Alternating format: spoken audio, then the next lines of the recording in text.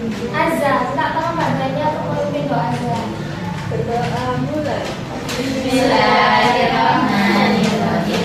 Nawaitu ta'alluma wa ta'lima wa tadhakkura wa tadhkira wa naf'a wal intifa'a wal ifadata wal istifadata wal hasa 'ala tamassuki bidarillahi wa sunnati rasulihi wa du'a ila al-huda wa dalalata 'ala khairi ibtigha'a wajhillahi ta'ala wa qurbihi wa sawabi. Amin ya rabbal alamin. Hari ini materinya itu mengenai tax record.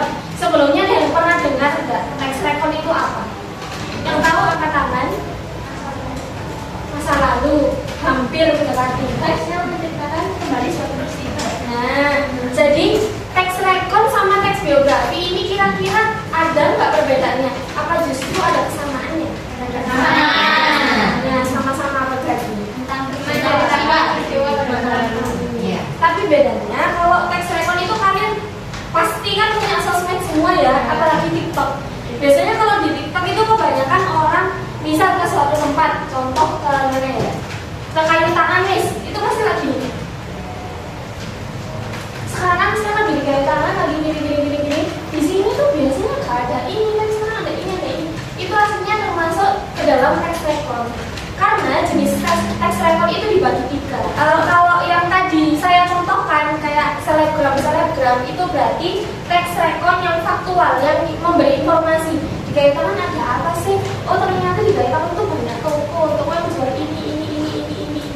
Bisa buat foto, gak hanya buat kulineran aja. Terus yang ketiga tax record yang imajinatif. Jadi misalnya kita kayak bikin novel gitu loh kan, mengarang yang aslinya tidak ada. Itu juga termasuk di tax record. Boleh dicatat kalau misalnya bingung. Jadi tax record itu ada. Nah, yang pertama kalau biografi itu masuk ke tax record pribadi. Terus kalau yang itu tadi yang memberikan informasi ke suatu tempat atau suatu keadaan itu tax record informatif. Terus yang terakhir itu tax record imajinatif. Dan biasanya kalau kita menginformasikan sesuatu, contohnya kalau kita sendiri, Azhar ada di mana? Ada di pasar. Dekatnya mana? Dekatnya Alfamaret masuk gang, pasti langsung gitu kan. Enggak sih koyok Azhar di mana? Azhar itu yo, ya ini kok gedung koyok ini. Tapi bangun semua. Ayo Azhar itu di mana? Gitu kan pastinya. Jadi kita harus menunjukkan konjungsi dulu. Yang itu di mana teksnya itu bisa berurutan. Ininya nggak bisa, kalian ada habis semua kan? Coba dibuka PUEBI, Webi Digital. Pernah baca nggak di kamus EYD? Penulisan unsur serapan itu seperti apa? Penulisan yang harusnya kita ganti katanya. Kayak contoh sosial. Itu kan kalau dibuat tulisannya sosial ya. Yang betul huruf C itu bentuknya C atau S? Sosial atau sosial? Ini bahasa Indonesia. Sosial. Nah ternyata ada kaidah kebahasaannya. Kan yang diganti huruf C ya. Bisa lihat ini.